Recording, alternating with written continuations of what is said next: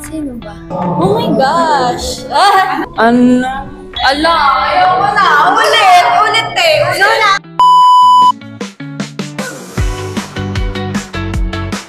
Pagdating po sa kung paano po siya mag-handle ng sarili niya and kung gaano siya ka-dominant po sa loob ng court or kahit sa labas po, paano niya gamitin yung values niya, si Ate Bella po and si Ate Shaina po. Thaisa Meneses, she is a player from Brazil.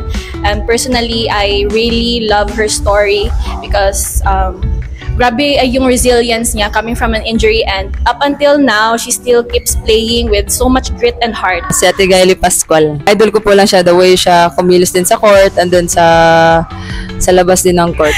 Si Alyssa Valdez po. Kasi gusto ko yung kung paano niya na-handle yung buong college life niya from her rookie year. Tapos parang yung improvements niya all throughout her college years, parang I aspire to be like her.